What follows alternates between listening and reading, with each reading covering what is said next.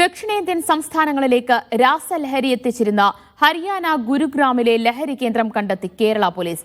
Delhi Haryana police സേനകളുടെ സഹായത്തോടെയാണ് Kozhikode town പോലീസിന്റെ ഓപ്പറേഷൻ. ഇവിടെ നിന്ന് 3 നൈജീരിയൻ സ്വദേശികളെയും പിടികൂടി. രാസലഹരിക്കെതിരെ ശക്തമായ നടപടികൾ നടക്കുന്നതിനിടെയാണ് കേസിൽ വഴിത്തിരിവായി ഉൽപാദന കേന്ദ്രം ആദ്യമായി കണ്ടെത്തുന്നത്. കഴിഞ്ഞ ഫെബ്രുവരിയിൽ കോഴിക്കോട് ടൗൺ പോലീസ് 778 ഗ്രാം MDMA-യുമായി ഒരാളെ പിടികൂടിയിരുന്നു. ഇതിന്റെ തുടരന്വേഷണമാണ് രാസലഹരി കേന്ദ്രത്തിലേക്ക് എത്തിച്ചത്. അന്ന് പിടിയിലായ പ്രതിയുടെ ബാങ്ക് അക്കൗണ്ട് വിവരങ്ങൾ പരിശോധിച്ചപ്പോൾ ഇയാൾ ലഹരി വസ്തുക്കൾ വാങ്ങിയത് നൈജീരിയൻ സ്വദേശിയിൽ നിന്നാണെന്ന് കണ്ടെത്തി. പണം ഹരിയാന, ഡൽഹി എന്നിവിടങ്ങളിലാണ് പിൻവലിച്ചത്. 3 നൈജീരിയൻ സ്വദേശികൾ ഇതിന് പിന്നിലുണ്ടെന്നും വ്യക്തമായി. കേരള പോലീസ് അറിയിച്ചതനുസരിച്ച് ഹരിയാന പോലീസ് ലൊക്കേഷൻ പരിശോധിച്ച് നൈജീരിയൻ സ്വദേശികൾ താമസിക്കുന്ന സ്ഥലം റെയ്ഡ് ചെയ്തു. ഇവിടെ നിന്നും ലഹരി വസ്തുക്കളും മറ്റ് സാമഗ്രികളും കണ്ടെത്തി. 6 നൈജീരിയൻ സ്വദേശികൾ ഉൾപ്പെടെ 8 പേരെ അറസ്റ്റ് ചെയ്തു. തുടർന്നാണ് കോഴിക്കോട് ടൗൺ പോലീസ് ഹരിയാനയിലെത്തി 3 പേരെ കസ്റ്റഡിയിലെടുത്തത്. പിടിയിലായവരിൽ ഒരു നൈജീരിയൻ സ്വദേശി ഒഴികെ മറ്റുള്ളവർക്ക് വിസ ഇല്ല.